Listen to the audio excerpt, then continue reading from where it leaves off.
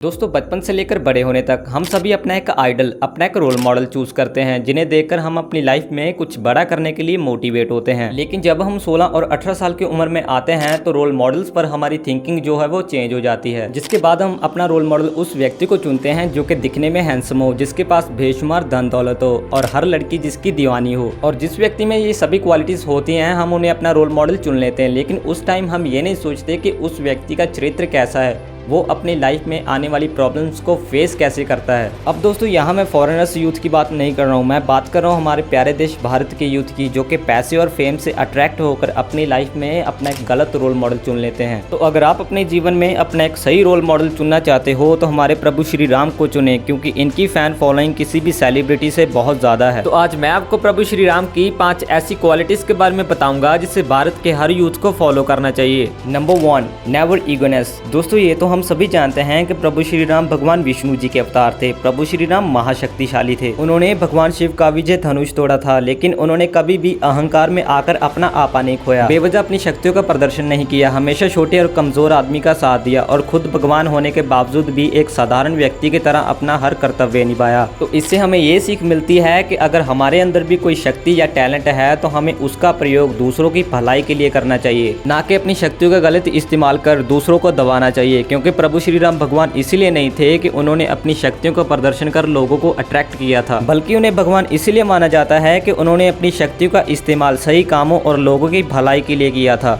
Number 2, patience. दोस्तों हर बड़ी से बड़ी मुसीबत आ जाने पर भी शांत रहना प्रभु श्री राम की विशेष क्वालिटी थी। जब उनकी माँ ने उन्हें 14 वर्ष के वनवास काटने के लिए कहा तो उन्होंने उनकी बात का विरोध ना करते हुए बड़ी ही शांतिपूर्वक तरीके से उन्होंने अपनी माँ के कहने को खुशी खुशी स्वीकार कर लिया। और जब सीता हरण के बाद प्रभु श्री राम समंदर के किनारे राम सेतु का निर्माण करने पहुंचे तो उन्होंने बिना अपनी शक्ति दिखाए बड़ी ही शांतिपूर्वक तरीके से समंदर देव से प्रार्थना की कि हमें लंका तक जाने का रास्ता दीजिए, जबकि प्रभु श्री राम चाहते तो अपने एक ही बाण में पूरे समंदर को सुखा देते, लेकिन उन्होंने अपने गुस्से का मार्ग छोड़ सिर्फ शांति के मार्ग को अपनाया। और अगर हम बात करें आज के यूथ की तो एक छोटी सी प्रॉब्लम आ जाने पर भी ये फ्रस्ट्रेट हो जाते हैं। अगर ये चीज आपके साथ भी हो रही है तो इसका मतलब ये नहीं कि आप अंदर से कमजोर हो चुके हो, बल्कि इसका मतलब ये है कि आपने अभी तक अपने अंदर की ताकत को पहचाना ही नहीं है। तो आज से ही दूसरों पर उंगली उठाना बंद कर दो और अपने आप को इम्प्रूव करना शुरू कर दो। Number 3, never forgive up. दोस्तों प्रभु श्री राम ने अपने जीवन में कभी हार मानना नहीं सीखा। जब उन्हें पता चला कि लंका के राजा रावण ने उनकी पत्नी का अपहरण कर उन्हें बंदी बनाया है तो उन्होंने ये नहीं सोचा कि हमारे पास सेना कितनी है, तुरंत अपने शस्त्र उठाए और अपनी वानर सेना को लेकर चल पड़े रावण की विशाल सेना से युद्ध करने। जबकि उन्हें ये भी पता था कि रावण की विशाल सेना के सामने मेरी वानर सेना कुछ भी नहीं है, लेकिन उन्हें ये भी विश्वास था कि जीत हमेशा सच की होती है, जिस कारण रावण की विशाल सेना होने के बावजूद भी प्रभु श्री राम की वानर सेना उन पर भारी पड़ गई। और अगर इस क्वालिटी को हम अपने जीवन में करना शुरू कर दे तो हम अपनी लाइफ में कभी भी फेलियर का मुंह नहीं देखेंगे। और अगर आप भी वो इंसान हो जो हर छोटी से छोटी प्रॉब्लम को देखकर हार मान लेता है तो आज से ये करना बंद कर दो, क्योंकि हर इंसान के अंदर एक और इंसान होता है जो कहता है कि ये काम तो बहुत आसान है, ये मैं कर लूंगा। लाइफ में कोई भी प्रॉब्लम तुम्हारी सोच से बड़ी नहीं हो सकती, सो इसलिए दूसरों को रियलाइज करने से ज्यादा अपने आप को रियलाइज करना सीखो। Number 4, forgiveness. अब प्रभु श्री राम से महान कौन होगा? वो तो रावण तक को माफ करने के लिए तैयार थे, लेकिन रावण ने काम ही ऐसा किया था जो माफी के बिल्कुल लायक नहीं था। लेकिन फिर भी प्रभु श्री राम ने रावण को अपनी गलती सुधारने का एक से एक मौका दिया, लेकिन रावण था कि अपनी ही जिद पर अड़ा हुआ था कि मेरी जीत तो पक्की है। लेकिन फिर भी रावण जैसे अत्याचारी और राक्षस के लिए प्रभु श्री राम के अंदर कितनी निम्रता थी, लेकिन रावण के अहंकार को देखते हुए अंत में प्रभु श्री राम को रावण से युद्ध करना ही पड़ा। तो क्या आपके अंदर भी ये क्वालिटी है कि आप हर उस व्यक्ति को माफ कर सके जिसने आपके साथ बुरा किया हो? तो अगर आप भी वो इंसान हो जो अपने गुस्से को छोड़कर दूसरों की गलतियों को माफ करना जानते हो तो आप एक बहुत ही महान इंसान हो। हमेशा अगर कोई भी इंसान आपसे सामने से माफी मांगने आए तो उसे माफ कर दो, और जब आप उस व्यक्ति को माफ करोगे तो आपके अंदर एक अद्भुत शक्ति उत्पन्न होगी जिसके साथ आप दुनिया जीत सकते हो।